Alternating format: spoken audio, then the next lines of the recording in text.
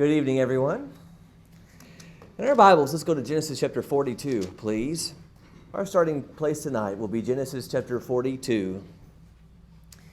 How was your Monday? Did you have a good day today? Mondays get a bad rap. A lot of bad, sad songs about Monday have been written. God gave us a beautiful day today. The weather was beautiful. Our time together was precious. And I hope whatever you did today, whether it was work or school or a long list of errands, whatever you found yourself doing, I hope you had a wonderful day and that God took care of you and you were blessed. Many of you, we got to see one another in the morning, and then we're seeing each other now. We're together all the time this week, and you're going to get really tired of that really quick. In fact, there's a story of a preacher in a gospel meeting, and he was sitting next to a little boy, and he leaned over and he says, "Have you been good this week?" And he looked up at him and he says, "Preacher, I've been in church so much this week, I haven't had time to do anything bad." I kind of like that. We are together. But you know, it's good we're together. We're better people when we're together. And it's a small taste of the day when we're always going to be together. And what a beautiful day that will be. So thank you to those who were here this morning. And I'm going to say it now, and I hope you understand it with all sincerity. It's a great deal of sacrifice for many of you to be here tonight. Many of you have had long days. Some of you may have come straight from work to make it across this busy, heavy traffic area in Phoenix. Some of you might have just come straight from school. I realize the sacrifice, and I'm thankful for it. I know how much it means, and I know your shepherds realize it too. So thank you for being here. And I hope the things we're going to look at tonight will be helpful and be worth the time we're spending here together. There's an old quote that says, "Nothing is easier than saying words. Nothing is harder than living them day by day." And I think that the most hardest thing that God perhaps asks of us as His people to do is to forgive those who wound us and those who hurt us. C.S. Lewis famously said, "Forgiveness is a beautiful word until you have something to forgive." And I think those of us who have walked that path realize how true that is. Where we left Joseph, our young man that we are considering this week, where we left him yesterday in our study, is that he was a slave in Potiphar's house. Potiphar, the captain of Pharaoh's bodyguard, and things were going really well until Potiphar's wife made several advances towards Joseph, literally throwing herself at him. And he, in immense faith and dedication to God, resisted the temptation every time. And he was rewarded for such faith by being slandered and being falsely accused and cast into prison where he would sit for several years. In fact, it wasn't until Pharaoh had some God-given dreams about cows devouring cows and sheaves devouring sheaves that the cupbearer, who Joseph had, through the power of God, interpreted his dreams, remembered that there's someone who could help in this situation. And so Pharaoh calls for Joseph to exit the prison and to come and through the power of God, to reveal the message of these dreams. And God was showing Pharaoh what he was planning to do across the world, that there was going to be a period of great abundance followed by a period of scarcity, of a famine. And so Joseph, through the wisdom of God, says, here's what you need to do. You need to be wise, and you need to save during the good time, because it's going to be followed up where there's not going to be any left. And so Pharaoh's response was not just to release Joseph from prison, but to elevate him to the equivalent of second in command in Egypt. So get this, in a moment, literally in a moment, Joseph goes from being a prisoner in Egypt to second in command to the most powerful nation in the world. So now he has a job, a really good job, and he has wealth, and he has power. It's during this season that he gets married, and he has 2 boys, and life is turning around for Joseph. And just as he prophesied, there were 7 really good years. And Joseph, through his wisdom, helps Egypt to store up more than it ever had before, because just as God prophesied through that amazing dream, the 7 bad years began to come. But Joseph, because of his wisdom, was blessed, and Egypt was blessed. Things were going well, but again, remember, when things are going well, there's always that but in the story. And in they came through that door, those 10 scraggly, starving older brothers. In fact, in Genesis 42, I like the way the Spirit revealed what's going on here. When it says in verse 6 that Joseph was ruler over the land, he was the one who sold to all the people of the land. And Joseph's brothers came and bowed down to him with their faces to the ground. Remember the dream? Well, here it is. It's taking place. Verse 7, when Joseph saw his brothers and recognized them, But he disguised himself to them and spoke to them harshly. He said to them, "Where have you come from?" And they said, "From the land of Canaan to buy food." But Joseph had recognized his brothers, although they did not recognize him.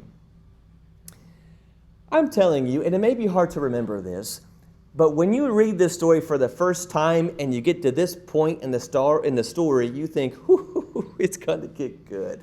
I mean, we could not invent a more perfect revenge story than this. I mean, last time it was 10 versus 1, and it's 10 men versus a 17-year-old boy. But now he is second in command to the most powerful nation in the world.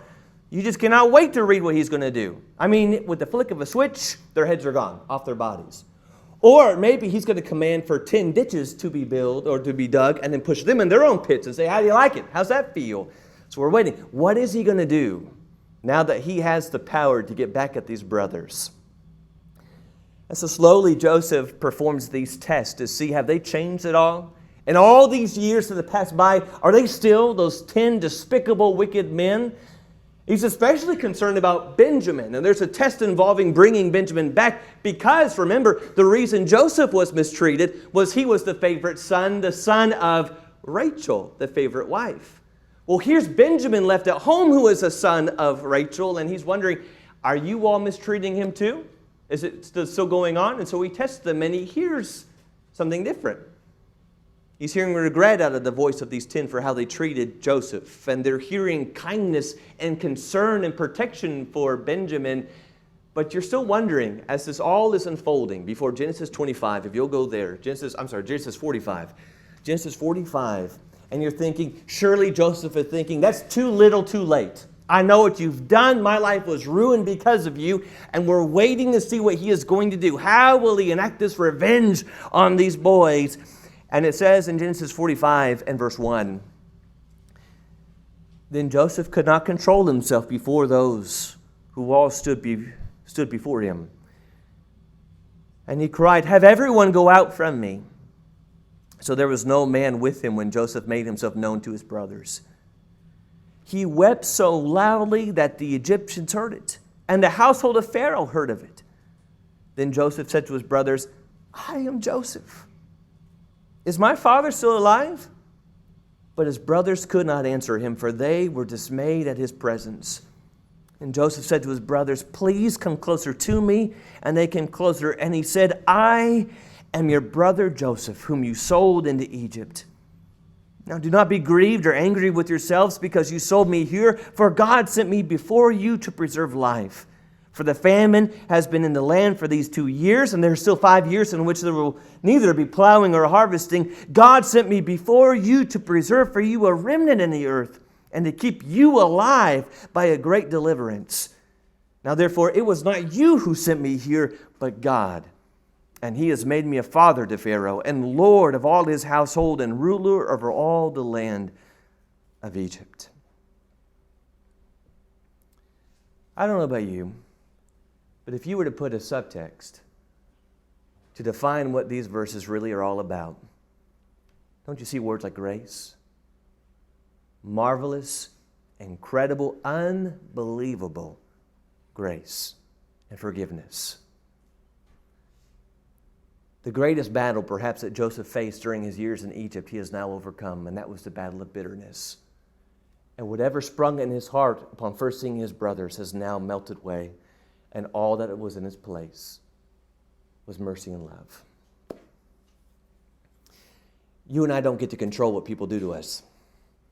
We can't control how people will treat us, what they will say, and how they will act. The only thing you and I get to control is how we will respond in the moment. We can get even. You treat me this way, I'm going to treat you and respond. We could do nothing. I'm just going to pretend it didn't happen and just kind of move on, although that just continues to grow and fester like a seething, boiling hate. Or like Joseph, we can respond with kindness, compassion, and forgiveness. But I want us to start here. You and I know as the children of God, it's not that we should forgive those who have wounded us in our life. We know that we must forgive those who have wounded us. And I want to start there with why. Why must we forgive?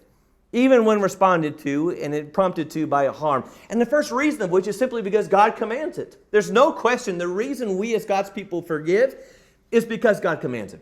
And so in Matthew 25, verse 23 and 24, in the mountain message, Jesus says, if therefore you are presenting your offering at the altar, and there remember that your brother has something against you, leave your offering there before the altar and go your way. First be reconciled to your brother, and then come and present your offering. See what he's saying here? You are at a place of worship, and you remember that someone has something against you. That is, you've offended someone. You have hurt someone. What's the answer? Right there on the spot, you leave, and you go and you make it right. A companion passage to this is in Mark 11 and 25, when Jesus says, and whenever you stand praying, forgive if you have anything against anyone, so that your Father also, who is in heaven, may forgive you your transgressions. Here it's the opposite. I'm the person who has been offended. Someone has hurt me. And while I am there and I am praying, and I remember in that prayer something someone has done, what is my response? I forgive. Brethren, can you see, if we applied these two passages, that if I've offended someone, or I have been offended, what you will find are constant intersections of forgiveness. I'm coming to seek forgiveness, or I'm coming to grant and give forgiveness. But all you see through Jesus' forgiveness is you're going to walk that path of grace and forgiveness.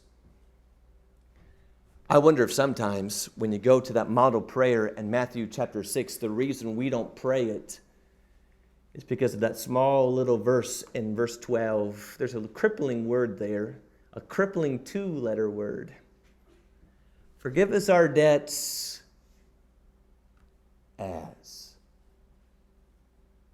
as we have forgiven our debtors. Lord, I want you to forgive me the way I have forgiven others. I want your grace and your mercy to imitate my own. Jesus made it clear in the parable in Matthew 18, following that parable of the servant who owed the king that great amount, and the king forgave it. And then there was another servant who owed him a far lesser amount that he was not even willing to forgive. The conclusion was, my heavenly Father will also do to you if each of you does not forgive his brother from your heart. And James would say, if we want mercy at the very end, if we want mercy before the throne of God, we got to be a people here and now who give mercy. And so one of the reasons we forgive is because God over and over and over commands it. The other reason we forgive is because we are a people who have been forgiven. Forgiven people forgive others. We have received that marvelous grace of God. In that story, that Matthew 18 story, we are that servant who owed the king an incredible amount that you and I could never repay, but the Father forgave it. The king released it. What's our response? Walk with grace. Forgive others. And in so doing, when we forgive those in our lives around us, we are simply imitating the character and the heart of God, who, as the psalmist would say, is abundant in mercy to all who call upon you. That is our God. That's who He is. He is a gracious, forgiving, merciful God. I saw this a couple years ago from Mr. Rogers. He says, I believe that appreciation is a holy thing. That when we look for what's best in the person we happen to be with at the moment, we're doing what God does all the time. So in a loving and appreciating our neighbor, we're participating in something sacred. And I love that. The point he's making is there's some things that when we do it, we're acting like God when we do it. That's what God does. And there may not be anything you and I will ever do that would make us more like Jesus than when we choose to forgive those who have wounded us. That's Ephesians 4:32. Just as God in Christ has forgiven us. Now I think we get this. I think all of this we all would say, that's right, that's true. There may not be anything easier than saying words, but there may not be anything more difficult than living these out day by day. Forgiveness is really easy to understand. It's very simple to preach. It is very difficult to live. I think if we were honest, far too often, we know this to be true and we know that this is right. In fact, we know that God wants us to do this, but we have allowed the pain of what has happened in the past to control and dictate our present and how we live. We've hung on to things far too long and allowed it to plague and to dictate our daily lives. One author he described it this way. He says, when you carry resentment inside, it tears away at you. You become sick. You become a victim all over again. It can keep you from sleeping, eating, and thinking straight. It can keep you from going forward. I loved at the end, he said, one day we won't resent anymore. That's a powerful thought. One day it's not going to matter. But today it seems to matter a lot. And for a lot of people, that just kind of describes our present. Something happened a long time ago, something someone said or how they acted, and I've carried it all this time and all along the way, and I'm not eating right, I'm not sleeping right. It constantly is in the forefront of my mind. Whatever happened in the past is destroying our present. And God's call for his people is not to carry that baggage through life. He calls us to the still waters, but to walk that path has to be like walking the path of Joseph. The willingness to move forward with grace and mercy. I think part of the reason we struggle with this is that we just don't really understand what grace looks like, what forgiveness really means. I want us just with the rest of our time to look at this story from Genesis 45 and to let this picture of forgiveness through the story of Joseph help us. To help us see what forgiveness really is and what it looks like and how all of us, no matter where we are, if we have something right here tonight or if Lord willing in our time under the sun, what's left of our time here, if we face these moments, to allow this powerful picture to give us some practical ways forward to walk like Joseph walked, which is walking like how Jesus walked. Here's number one. Forgiveness is a releasing of the debt. That's what forgiveness is defined as. Forgiveness is a releasing of the debt. Jesus described it as such in Matthew 6. He described it that way in Matthew 18. And we see it visually described here in Genesis 45. I mean, those first two verses, you see in Joseph someone who whatever was bottled up inside bursts forth from him like a dam, like water behind the wall, because whatever he had burst out, and all of Egypt could hear the grace and mercy through the tears and weeping of Joseph. Forgiveness is releasing the debt. Whatever was owed to me because of what someone has said or done, whatever damage they have enacted, I am letting it go. I'm releasing what they owe and I'm moving forward. Brother, I want you to appreciate something for a moment. There may not be a greater demonstration of faith that you and I would ever do than to forgive another. By forgiving, we are trusting that God is a better justice maker than you and I are. God's better at that than we are. By forgiving another, we are releasing the right to get even, allowing God to handle all matters of fairness and rightness perfectly. By forgiving another, we're taking those scales and placing them in God's hand, the scales that have to balance perfectly justice and mercy. By forgiving another, we are acknowledging to that person, to ourselves, and to our God, I know where I stand, but I know where He sits. You see, in Genesis chapter 50, will you go outside of 45 for a moment? Keep your marker here and go to Genesis 50. But a few years later, after Jacob, his father, has died, the older brothers are afraid that Joseph now is going to enact revenge. He's going to take out his anger of the loss of his father on them. But in Genesis chapter 50, it says in verse 18, his brothers also came and fell down before him and said, "Behold, we are your servants." You hear the pleading, "Please don't be mean to us." And verse 19, but Joseph said to them, "Do not be afraid, for am I in God's place? As for you, you meant evil against me, but God meant it for good, in order to bring about this present result, to preserve many people alive. So therefore do not be afraid. I will provide for you and your little ones." So he comforted them and spoke kindly to them. Do you see that in verse 19? He knew who he was and his position because he remembered who God was and God's position. This is a verse we need to remember, brethren. It's not our place to get even. It's not our place to settle the score. It's not our place to enact judgment or perfect justice under the sun. It's not our place to teach a lesson. Well, what is our place? Verse 21. Kindness, compassion, and mercy. All else, all those matters of what is fair and right and just, that's in God's place. That's in God's hands. We are not the king in this story. We are the servant who owes the king a great debt. The king will matter and handle with what is right and fair. We are the ones who respond with grace. But that's not fair. You're telling me if someone has hurt me and wounded me, I'm supposed to let it go? But they hurt me. I didn't do anything. They hurt me. What if they never change? What if they never repent? What if they never learn about what they did? That's not fair.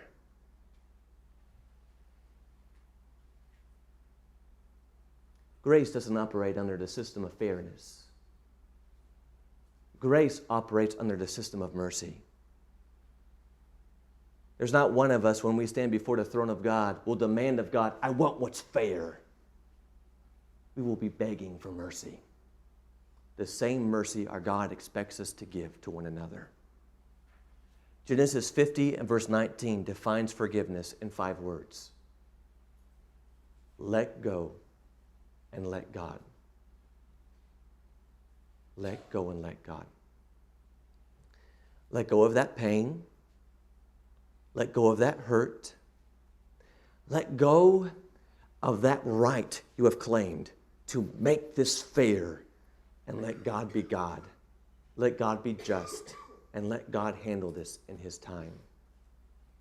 And I'll tell you, when we sincerely and genuinely let go, release the debt of what has happened to us in our life, we are setting a prisoner free. It's not the other person because of what they've done. We are setting ourselves free. Don't you see that in Genesis 45, verses 1 and 2? Joseph can no longer contain it. And what comes out is freedom. It bursts forth. No longer am I holding on to what you have done. No longer am I going to allow the pain and the bitterness of a past that you caused in my life. I'm letting it go. And I'm leaving this to God. And so in one sense, forgiveness is a releasing of the debt. Forgiveness is also paying of a price. It pays a price. Back in Genesis 45, realize all that it took for Joseph to forgive his brothers. Genesis 45 and verse 3, to forgive his brothers, he had to reveal his identity. He said to his brothers, I am Joseph, is my father still alive? He couldn't be this veiled prince in Egypt. He had to reveal his identity, who he was. And verse 4, to forgive his brothers, he had to allow them into his life, to draw them near. Joseph said, please come closer to me. They couldn't remain in Canaan and he in Egypt. You have your life and I have mine. If we're going to have any step towards grace, we're going to have to meet in the middle. You're going to have to come near to me. We're going to have to come together. And in verse 5, in order for Joseph to forgive his brothers, he had to process and unpack and go through what happened in the past. Do not be grieved or angry with yourselves because you sold me. God sent me here before you to preserve life. He could look backwards and forwards with clarity. Forgiveness is costly. There are some things that happen when we forgive another. There are some things taken from us, caused to us, that will never be the same again, that we will never get back again. Sleepless nights that we will never return to again. Stress that causes its harm on its body that may never be healed. Scars emotionally or mentally, even physically, that may be with us the rest of our life that will never go away. For some of us, it may be humbling our pride in order to accept you as a brother or a sister again. In my home in Dallas, back in Tennessee, in our garage and in our attic, we have several U-Haul boxes from when we moved there 6 years ago. And I have no idea what's inside those boxes. Do any of you have some of those? We're not planning on moving again. You know, to go through that, though, you have to open the box, and you have to look at what's inside, and then there has to be a place for everything, and sometimes it's just a lot easier to leave it in the box and to leave it on the shelf. I know I need to go through it and to go through those things, but that's just kind of where it is sometimes. It's just there, and it's easier to let it take up storage than to go through it. For a lot of us, that's how we kind of live life. Something happened a long time ago. They said something that really cut deep. They did something that was just unbelievably, it caused such trauma in my life. And there it is. And that moment is there. And instead of processing it and understanding it and coming to grips with it, we pack it up and we put it on the shelf of our heart. And there it sits. But unlike the contents of the stuff in my garage and attic, those things which sit on our heart don't stay put. They grow. That bitterness gets deep, and it turns into a real resentment. In fact, it can turn, as it has in the lives of some of God's people, into a genuine hate towards other people in their lives. And the contents spill out into the way that they think, and the words that they say, and the way that they behave.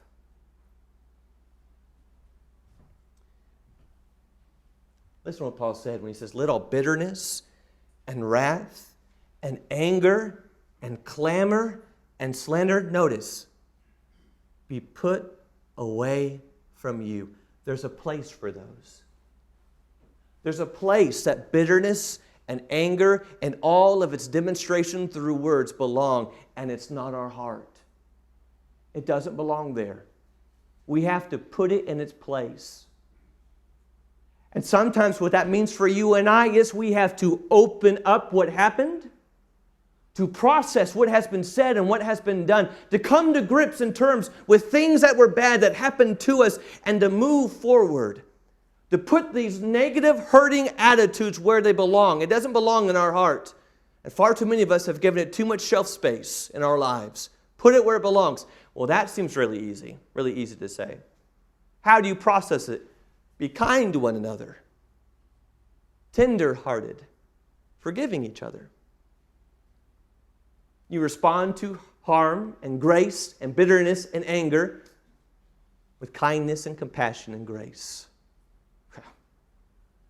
I mean, you can say that just tonight, standing up there, but you don't know what they did to me.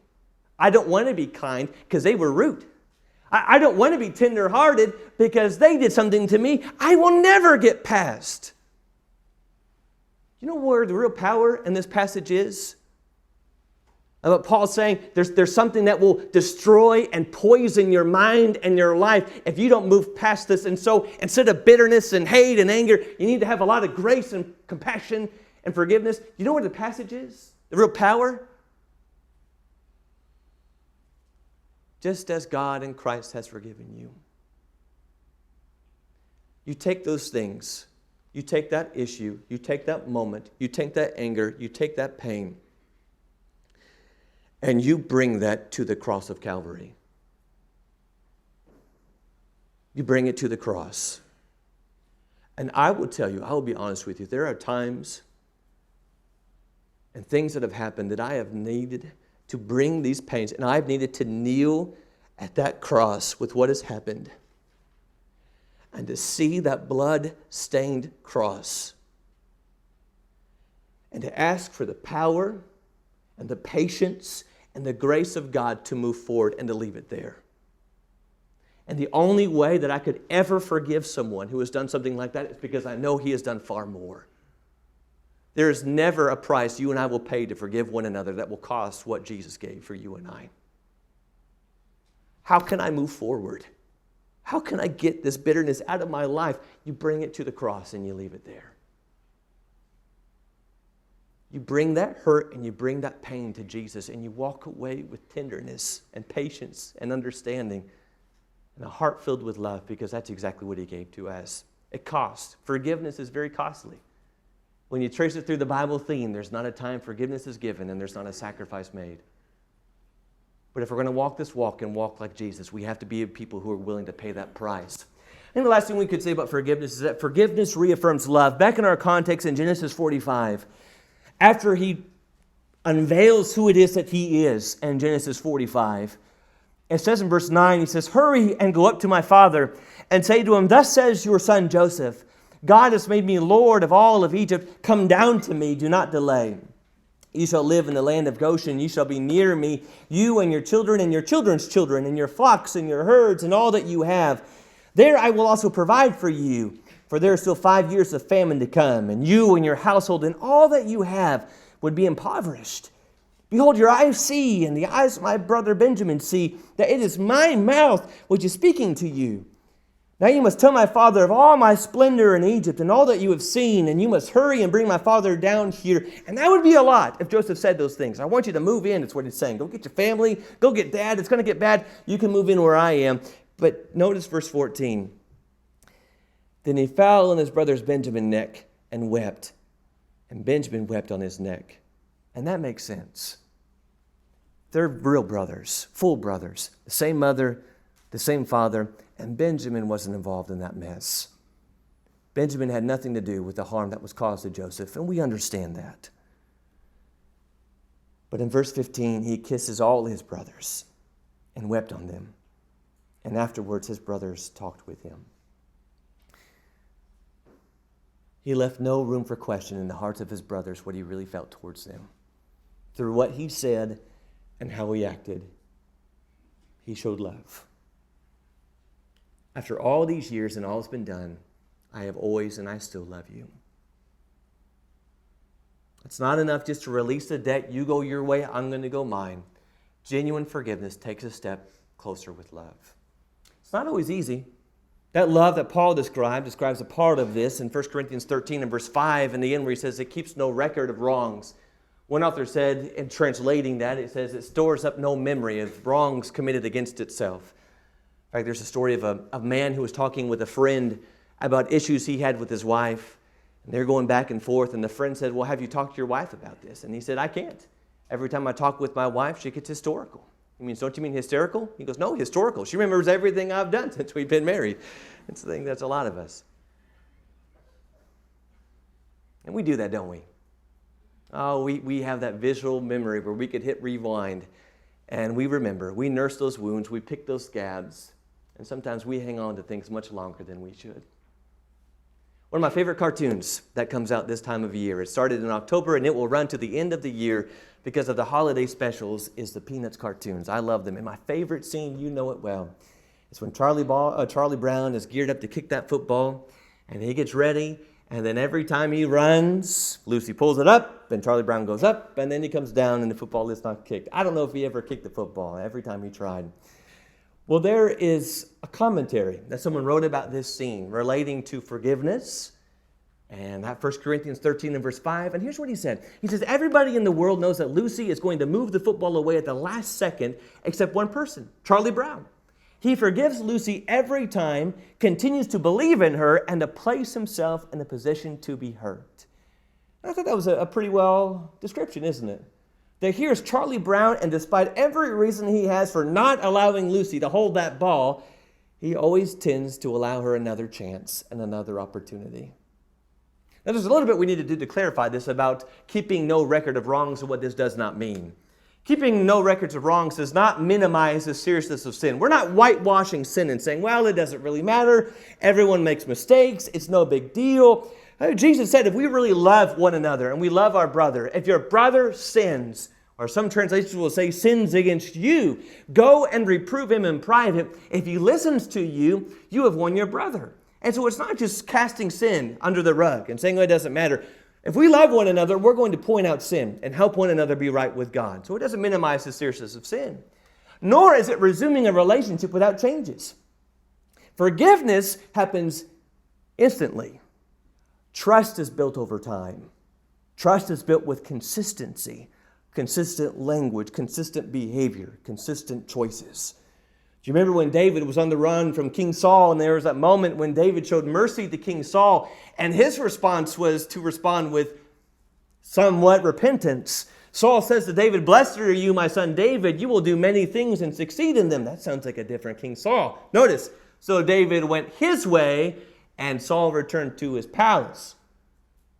Saul went one way, David went the other way. Well, why didn't David go back to the palace? Well, he could forgive Saul for what he had done, but he wasn't ready to spend the night in the castle with him. Even Joseph didn't forgive his brothers in Genesis 42. There were some tests. There were some opportunities to provide some trust and to see what they had learned along the way. We can forgive people and offer them grace, but that doesn't mean that things go back to normal the next day. Trust takes time. Grace means I'm going to provide the opportunity for trust to be built, for consistency to be shown. But trust takes some time for people to regain in their life. And I would also say that keeping no record of wrongs isn't forgetting, at least in the way that you and I talk about this. We talk about forgive and forget as if it's a blotting out of the memory, but that's not how we were made. There are things that we remember and it's stored on our minds like a hard drive, and it will be there till the day that we go on to meet the Lord. It is always there. So it's not a blotting out of the memory.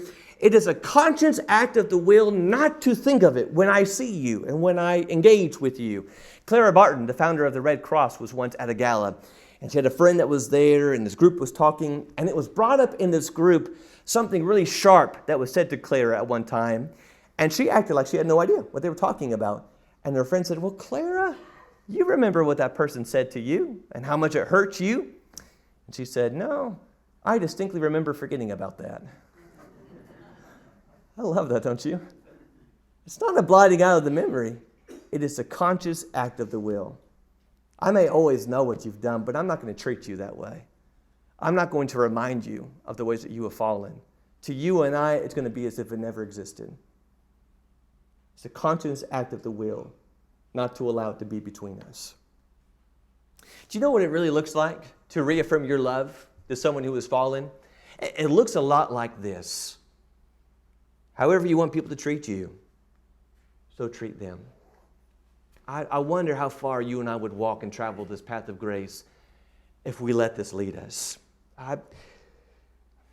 I would really hope that if something happened and I stumbled and I fell and I got myself in a mess, that my brethren wouldn't just abandon me and turn their back on me. I would hope that if I failed so miserably, that they would be right by my side to weep with me and mourn with me and offer me hope and grace. And that if time were necessary for me to rebuild trust, I would hope that they would give me all the time that was necessary and opportunities to show and prove my trustworthiness. I would hope that they would be brothers and sisters and show me love along the way to help me regain that trust one day. But if that's what I really want, then I had better be giving that to every brother and sister who falls along the way. Treat others the way you want them to treat you. It sounds really good in a place like this tonight. But do you know this kind of love and this kind of forgiveness is one of the most strangest things to the world? 4 years ago, in my hometown in Dallas, one of our brothers in Christ, a young man, was murdered in his apartment complex. Town rallied around it. At the trial, all of the courts and the witnesses were unanimous, and the sentence was given as the world watched in anticipation of what would take place. But I will tell you, what followed is something many of us will never forget. Because the brother of the man that was murdered asked the judge if he could come and hug on the neck of the woman who took his brother's life.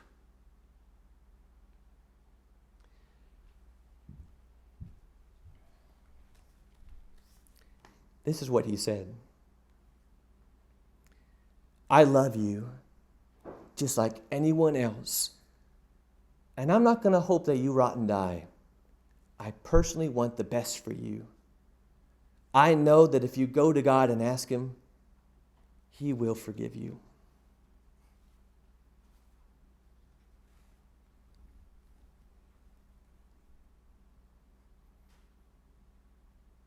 What just happened?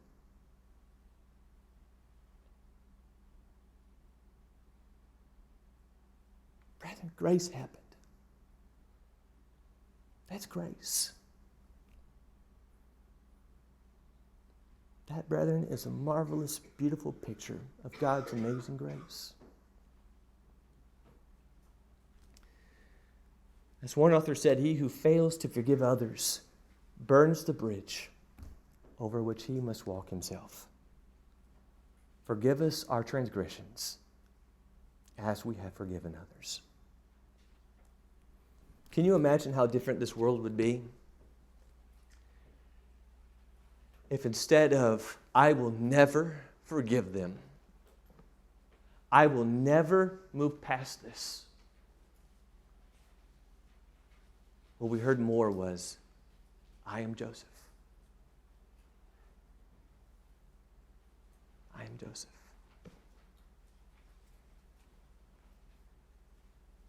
I'm not sure where we sit tonight and where we are here this Monday evening. Could very well be that there are some here tonight who need to seek forgiveness first and foremost from God. A ceasefire between one another begins with a ceasefire between us and God. And we must be at peace with Him. And if you come this evening in this place and you're not in the right relationship with God tonight, that is the highest priority, to leave here doing so. That may mean tonight turning from sin confessing Jesus as Lord and Savior and putting Him on in baptism, and we would love to help and assist you with that. It could very well be, though, tonight we have a lot who are here, maybe some, who have a lot of baggage over things that have happened in the past. We've held on to it for a long time. We've allowed that bitterness and anger to consume us. And it's time to bring it to the cross. We need to bring it to Jesus. Maybe while we're saying and singing this very prayer, we're going to be singing a prayer here in just a moment. I need to bring it to Him. Help me, Lord. Help get this out of my life. Help set me free. Help me to love and to forgive and to be like You and to move forward from this right here, right now. If you want some help, we'll pray it with you. We will. We'll unpack that box and help you tonight to move forward in peace. But if you're ready tonight to take a step and to leave here free, this is your chance to do so, and we'd love to help you. If we can help you in any way, let's do it right now. Let's do it as we stand and as we sing.